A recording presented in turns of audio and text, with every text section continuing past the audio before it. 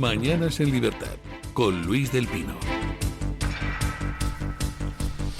8:03 de la mañana, 7:03 en las Islas Canarias. Feliz año, don Andrés de Francia. Feliz año, don Luis. Vamos con las noticias de las 8. El líder del Partido Popular, Alberto Núñez Feijóo, en una entrevista para Servimedia, ha confirmado que mantiene un contacto fluido y respetuoso con Junts, aunque ha subrayado que nunca ha planteado al partido liderado por Carles Puigdemont repetir las concesiones hechas por Sánchez para lograr su apoyo. Feijóo ha recalcado que ha sido bastante más respetuoso con Junts de lo que ha sido Sánchez y que Junts no le debe nada, Sánchez le debe la presidencia del gobierno. El líder del PP ha vuelto a poner sobre la mesa la posibilidad de una moción de censura instrumental con un único objetivo: que haya un adelanto electoral.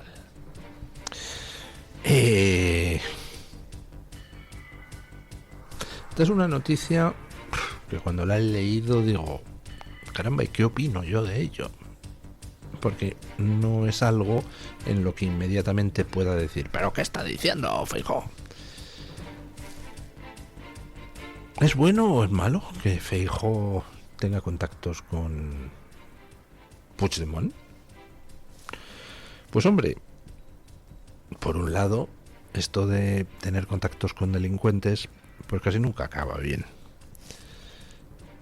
Si alguien es capaz de dar un golpe de estado, pues hombre, quien puede lo más, puede lo menos. Así que para empezar, lo más probable es que no sienta ningún tipo de reparo en engañarte, en mentirte, en traicionarte. Si es un delincuente, si es un fugado de la justicia, si ha dado un golpe de estado y se ha ido luego en un maletero, pues oiga, negociar con este delincuente, para empezar, ¿qué garantías tienes de que este delincuente vaya a respetar lo que él mismo te diga o firme? Si es capaz de dar golpes de estado, pues será capaz de firmar cosas que luego no va a cumplir, ¿verdad? Por tanto, desde el punto de vista práctico, parece un poco absurdo esto de los contactos con Puigdemont. En teoría, pues, hombre, el objetivo de echar a Sánchez es loable, así que una moción instrumental, pues, podría estar bien. Presentar una moción de censura, ganarla, inmediatamente convocar elecciones, eso es una moción instrumental. Pero claro, suponer que quien está exprimiendo a Sánchez como un limoncillo va a darte gratis la posibilidad de que esa moción de censura salga adelante, pues quizá es un poco ingenuo. Porque te lo iba a dar gratis. Si no le vas a conceder nada, ¿para qué te va a apoyar? ¿Para que llegues a la Moncloa? Si el otro, pues mientras esté en la Moncloa, pueden intentar arañarle más cosas. Pero tú, ¿qué le vas a dar? Nada, pues entonces ¿por qué te va a apoyar? Y si le vas a dar algo, entonces, amigo, ya entramos en un terreno problemático. Porque claro, conceder cosas a los golpistas, pues seguro que ninguna de ellas es buena para España. Pero, de todas formas, pues bueno, no me parece mal que Feijóo explore todo lo que le parezca. Ahora bien, lo que me chirría enormemente en esto es el lenguaje. Que Feijóo diga que mantiene un contacto fluido y respetuoso con Junts, pues es un blanqueamiento de Junts. ¿Qué respeto merecen delincuentes que dan golpes de estado contra la nación española? ¿Cómo se puede mantener un diálogo respetuoso con quien es un delincuente huido de la justicia? Además, que diga usted que tiene un contacto fluido. Bueno, que diga usted que tiene un contacto fluido y pragmático. Bueno, pero lo de un contacto fluido y respetuoso, ¿de verdad? ¿Puigdemont merece respeto, señor Feijóo? Pues permítame decirle que no lo veo. Pero bueno, yo es que soy un poco intolerante, ¿qué le vamos a hacer? Y la gente que da golpes de estado me da un poco de grimilla. A usted quizá no. Bueno, hemos hablado antes de la violencia en fin de año en Berlín. Pero es que en Berlín ha habido 670 detenidos. Imaginen los que serán, no tengo los datos, no los he visto publicados, en el conjunto de Alemania. Pero es que la ola de violencia ha sido brutal en prácticamente toda Europa. También en Holanda o en Francia, escuchen. La Nochevieja nos ha dejado varios incidentes en el mundo. En Países Bajos, la policía fue atacada con fuegos artificiales y se enfrentó a una cantidad de violencia sin precedentes en la víspera de Año Nuevo. La iglesia del siglo XIX en Ámsterdam, la iglesia de Vondelkerk, se incendió en la madrugada del día de Año Nuevo, aunque todavía se desconoce la causa del incendio. Pero esto no es todo, porque los fuegos artificiales en Países Bajos han dejado 2 muertos y los hospitales nacionales han vivido la jornada más ajetreada del año debido al flujo de heridos por el mismo motivo, estos fuegos artificiales. Y en Francia, al menos 925 coches fueron incendiados durante la Nochevieja en altercados donde resultaron heridos 6 agentes de las fuerzas del orden público. Altercados que ya se han hecho habituales desde hace muchos años durante estas celebraciones. Por ejemplo, en la Nochevieja del año pasado, el Ministerio del Interior había contabilizado 984 coches quemados en Francia y 420 detenidos en diferentes incidentes. Bueno, casi 1000 coches quemados en una noche en Francia.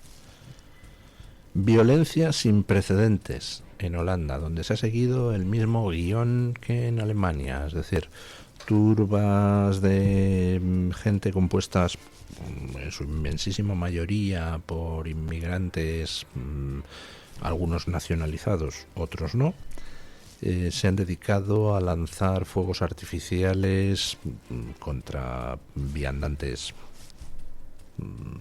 aleatorios, contra la policía, contra los bomberos, contra los servicios de ambulancias. Estamos viendo en las redes imágenes en vídeo de que no eran solo fuegos artificiales usados como arma, es decir, para disparar contra cosas o personas, no lanzados hacia arriba. No se han usado solo fuegos artificiales, también hay vídeos donde se ve cómo se lanzan cócteles Molotov a los coches patrulla de la policía. Una iglesia histórica de Ámsterdam ha ardido, pues según algunos testigos presenciales, porque dentro de los objetivos de quienes lanzaban esos fuegos artificiales estuvo la iglesia, y parece ser que consiguieron, con el lanzamiento de fuegos artificiales, que se quemara la armazón de madera de la torre, y al final pues se quemó toda la iglesia. No sé, llámenme loco, pero creo que a lo mejor las autoridades europeas deberían hacer algo. Se cumplen 10 años este año de aquella Navidad dantesca en Alemania, donde cientos de mujeres fueron violadas la noche de fin de año, y la policía alemana trató por todos los medios, al final afortunadamente sin éxito, de ocultar aquella oleada de violaciones. Desde entonces acá, en estos 10 años, pues han pasado varios fenómenos curiosos. Primero, que hemos tenido que empezar a proteger, pues casi como si fuera un fuerte en territorio apache, los mercadillos navideños en toda Europa para evitar atentados. Hemos tenido que empezar a poner volardos para evitar la entrada de furgonetas conducidas por islamistas en las zonas peatonales de los centros de las ciudades. Las mujeres han desaparecido prácticamente de las celebraciones callejeras de fin de año en muchos países europeos, ante lo que es una evidente toma de control por parte de turbas de gente procedente de países islámicos y o africanos. Bueno, no sé, ¿a ustedes les parece que hemos progresado?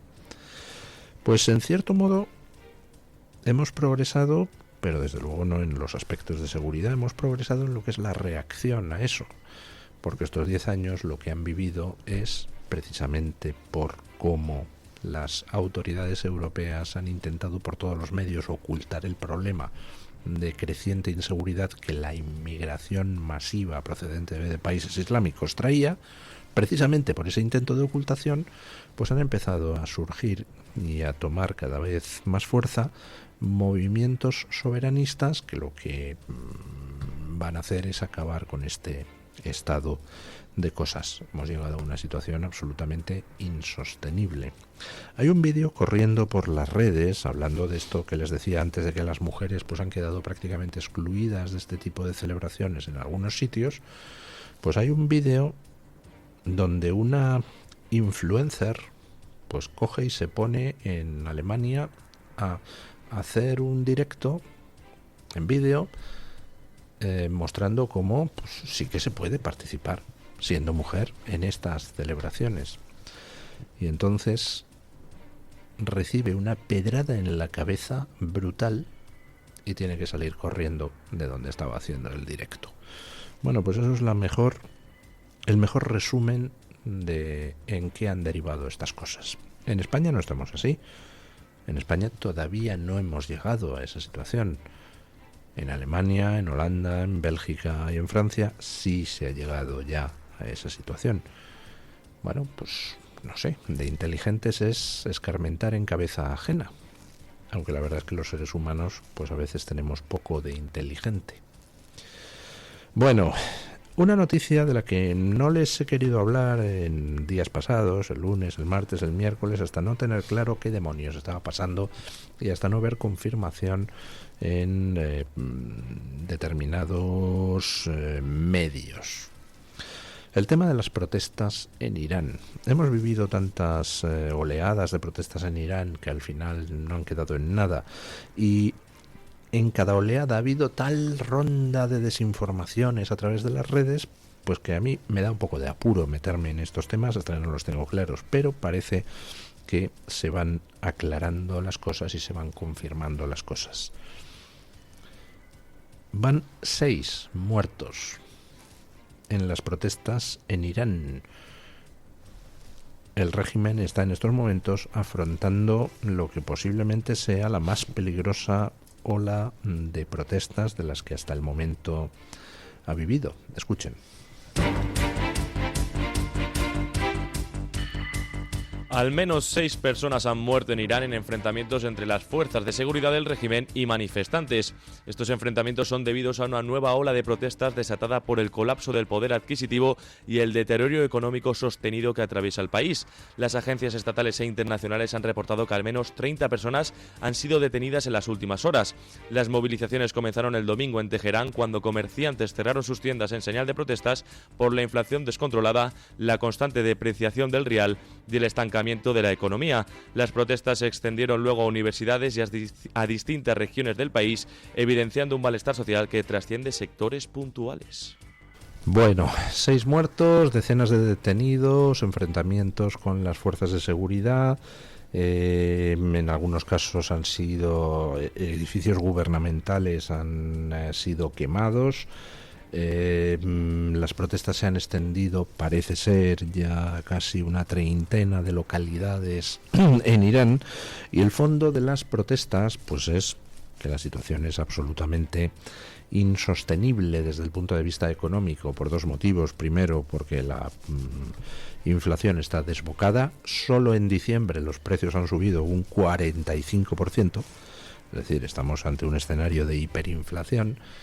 Y claro, pues la gente en estos momentos ve sus posibilidades de supervivencia realmente amenazadas. A eso se une el hecho de que Irán está viviendo una sequía como nunca había vivido. O sea, está habiendo gravísimos problemas de abastecimiento de agua, lo cual pues incide todavía más en el malestar de la población. Y además pues estamos ante un régimen muy deslegitimado en el interior desde las protestas de 2022 a raíz del asesinato por parte de la policía de la moral, el asesinato a golpes de Mahsa Amini, por no llevar el velo bien puesto, y además pues se trata de un régimen que ha quedado humillado por el ataque israelí contra sus instalaciones nucleares. Es un régimen, además, en el que están haciendo mella las sanciones internacionales impulsadas por Estados Unidos, y bueno, por primera vez parece que puede existir la posibilidad de que el régimen colapse. Pero, antes de lanzar las campanas al vuelo, pues hay que recordar que Irán es un régimen donde la Guardia Revolucionaria pues controla el ejército con mano de hierro. Es un régimen tiránico que tiene un récord de ejecuciones, un récord de condenas a muerte. Más de 2.000 personas han sido ejecutadas en Irán en este año pasado, por cierto, sin que ninguna organización de derechos humanos diga nada, y por tanto es un régimen que no dudará en recurrir a la represión. Sin embargo, hay un detalle curioso, y es que por primera vez en estas protestas el régimen ha tratado de lanzar mensajes conciliatorios, diciendo que bueno, que respeta el derecho a la protesta, pero exige que no sea instrumentalizada esa protesta desde por potencias extranjeras. Ya el solo hecho de que digan que respetan el derecho a la protesta es sorprendente en un régimen, pues hombre, que hasta el momento ha tratado de evitar toda protesta por todos los medios. Vamos a ver qué es lo que pasa. Parece que efectivamente hay un levantamiento. Veremos si el régimen es capaz de aplastarlo o si por el contrario es la gente la que al final va a hacer caer al régimen iraní. Bueno, a partir de ayer, 1 de enero, han dejado de operar 37 organizaciones no gubernamentales en Gaza. El gobierno israelí les ha retirado todo permiso para operar, entre ellos organizaciones, por ejemplo, como Médicos Sin Fronteras. Escuchen. Israel prohíbe la presencia de 37 ONGs internacionales en la Franja de Gaza, alegando que no cumplen las normas de seguridad y transparencia. Por razones de seguridad se han cancelado las licencias de acceso a Gaza a 37 ONGs que se niegan a proporcionar la lista de sus empleados, su forma de financiación y sus protocolos de operaciones tal cual se exige en la nueva normativa. Las organizaciones que no cumplan las normas de seguridad y transparencia exigidas verán suspendidas sus licencias, declaró el Ministerio de Asuntos de la Diáspora y Lucha contra el Antisemitismo. Pues mis felicitaciones a Israel por la medida.